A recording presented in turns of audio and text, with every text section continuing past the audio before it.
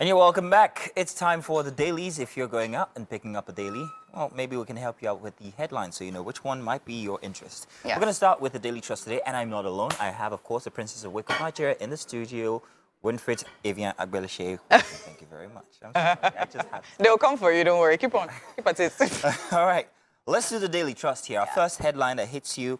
Well, a couple. I'll land on the big one, but let's start with the Niger situation. ECOWAS insist on sanctions as northern elders demand withdrawal. Of course, they will be most affected because they're on borders with Niger, and you can only imagine how that's going to affect things from economics to social life and all of that. Yeah.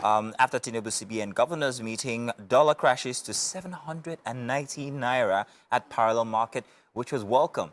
Not where we want to go, but we want more, is what I'm saying. We're hoping 790 is what's obtained 3 months ago. Yeah. So it seems like it's fluctuating. It's literally going up and down. So people still anticipate that it's going to hit 1,000, but we hope that that's that. Yeah. Well, let's hope that it comes back down to where we remember it to be. Terrorists claim responsibility for a helicopter crash. NAF investigates, and the big one for the Daily Trust.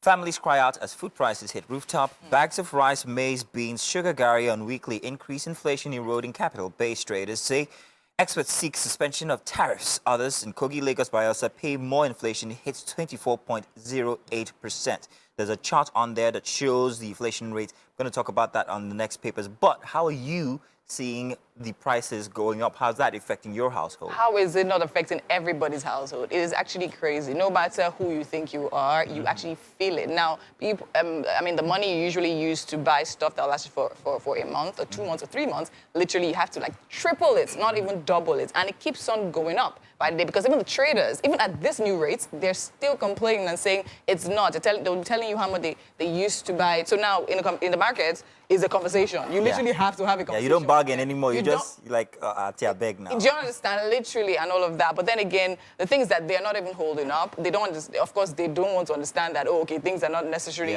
going wrong. Like, price of things are going up. It's not like salaries are increasing or anything. But then again, they have to buy and sell and make their profits. There was the instance of the cooking gas price coming down, but only just recently in the past 1 week it's gone back up again. But let's move on to the next paper. I think you've got that one. What is it? Yes, I do. So now start, of course, we're starting, I mean, the same on the Punch here. We have the same situation of Niger. ECOWAS tightens sanctions. Junta demands power supply. Right beside that, we see EFCC goes after dollar speculators. CBN clashes bank allocation. So, I mean, a lot of people have actually been having conversations on this situation. I was talking about how, I mean, to bring the dollar back to certain measures have to be taken to actually stabilize it at a fair rate. So we have federal government may sell stakes in NNPC, 19 entries already. We have that on page 18. And for the major headline here, we have 6.9 billion naira procurement fraud for the federal government arraigns Emefiele allies Thursday. We have that on page 2. Now, CBN procurement director seeks others to testify against ex-Apex Bank governor.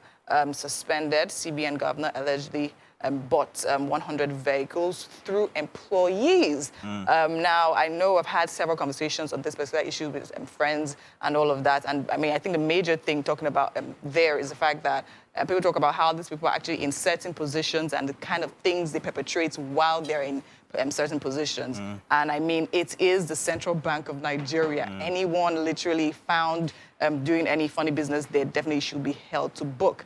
But then again, we're looking at what this situation is going to turn out to eventually. So now we have an image there. We have a canoe, and of course, it says one dies, others missing as oil rig collapses in Delta.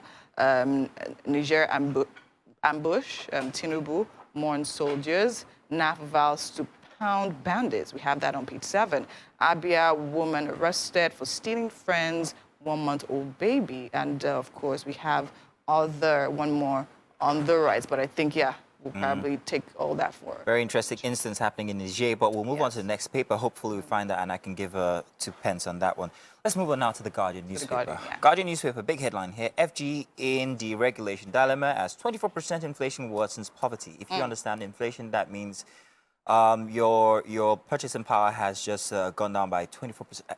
I can't explain it in full terms, but what you used to buy perhaps maybe 1,000 naira before is now 1,240 naira or something like that. You would spend more. There's a chart there, a more descriptive chart than what we saw on the Daily Trust that gives you the rate of inflation from January through to July and how it's come from 24% to 26.98% this month. At the top of The Guardian, we've got Nigerians may wait longer for Tinubu's cabinet despite hasty screening. Find that on page 6 to make interesting reading. And will maintain petrol price without subsidy reversal, says Tinubu. Was this welcome to hear? Yes, it was. Were we still happy? No, we weren't, because we were happier from before. However, many argue that this is what we have to do. If you don't do this, then we're going to just continue with the rate of corruption that is being said was inherited from past administration. Yeah. With the dollar instance, it makes everything even more worse because apparently all we have to sell is crude oil. It's crude oil. Companies are experiencing losses.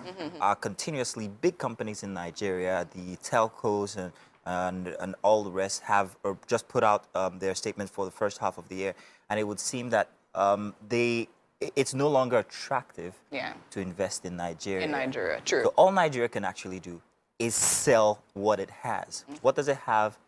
It's the oil. Yeah. However, the dollar instance is making this almost impossible because we are still going back around a back door to buy dollars.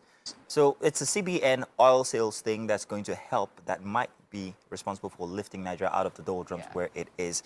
I would say with where we are now, it seems like a double-edged sword. So we have the price of oil on one side, we have the dollar on the other side. As you say, people actually are pulling. A lot of companies over the past, let's say 6 to 1 year, have literally pulled. Especially the past 6 months. Yeah, I'm talking about airlines, the pulled literally operations coming in and out of Nigeria and different things. So I mean, it's heavy because I mean the companies are suffering, the individuals suffering, and also because we are a consumer economy mostly. Do you understand? We import a lot of things. So if that import should stop, as much as it may seem like everything is tough, it may actually push us to where we need to be. Which is produce more. Which is produce more and export more, which literally makes everything balanced eventually. So actually, and to be very honest, we have a lot of businesses that have started over the years, a lot of businesses over the sector. So we're hoping that the government can actually make these businesses thrive with certain needed, what would I say now? Policies. Yeah, policies and all of that.